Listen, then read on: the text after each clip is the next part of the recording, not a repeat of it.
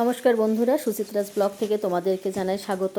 তো সকালে ঘুম থেকে উঠে পড়েছি, দেখো অনেকগুলো পর্দা 2 দিন আগে কেচে শুকিয়ে নিয়েছি, বাইরে ধুলো পড়বার জন্য ব্যাগে তুলে রাখলাম।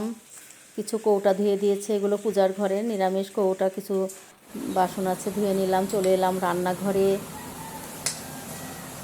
রান্নাঘরটা পরিষ্কার করে নিয়ে ঘরগুলো মুছে নিলাম। মেঘলা আকাশ, এখনও ভালোভাবে রোদ ওঠেনি, কিন্তু বৃষ্টি হচ্ছে না এখন।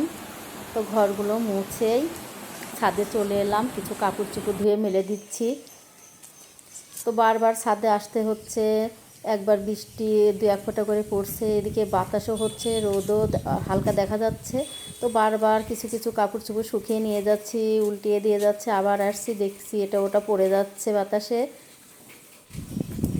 তো ছাদে আজকে অনেকবার আসা হচ্ছে, যে তাও এই ফাঁকে কাপড় চোপড়গুলো শুকিয়ে যাবে। বারবার এসে খেয়াল করছি কিছু নিয়ে যাচ্ছি, দেখো আকাশটা মেঘে আবার কালো হয়ে আসছে। তো তাড়াতাড়ি কাপড় চোপড়গুলো আমার শুকিয়ে নিয়ে গেলেই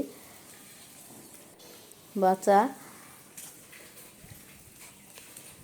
এদিকে কিছু মশলা ধুয়ে দিয়েছে, আসলে আমি যে কোনো মশলা ধুয়ে রোদে শুকিয়ে নিই। বাজারের এগুলো অপরিচ্ছন্নভাবে থাকে। একটু ঝরঝরে পরিবেশ হলে আসলে ভালো লাগে, এটা ওটা রোদে শুকাতে দিতে ভালো লাগে। তো চান সেরে রান্নাঘরে চলে এসেছি, সকালের জন্য কিছু রান্না করে নিচ্ছি। একটু ঢেঁড়স ভাজি করে নিচ্ছি, আর একটা সবজি তরকারি করব, ডিম ভাজা করে নেব, তারপরে দুপুরে রান্না করব। পরে এই রান্না খাওয়াটাও হয়ে গেলে দুপুরের জন্য রান্না করব। আজকে ছুটির দিন আছে, আজকে রান্না তেমন কোনো বেশি ঝামেলা করব না, কারণ অনেক কাজ করেছি, শরীরটা ভালো লাগছে না। তো দেখো আমার ঢেঁড়স ভাজাটা হয়ে গেল, সবজিটা তুলে দেব। তো বন্ধুরা, ভিডিওটা যদি তোমাদের ভালো লেগে থাকে অবশ্যই লাইক সাবস্ক্রাইব করে পাশে থাকবে। পরবর্তী ভিডিও দেখার জন্য আমার পাশে থেকো।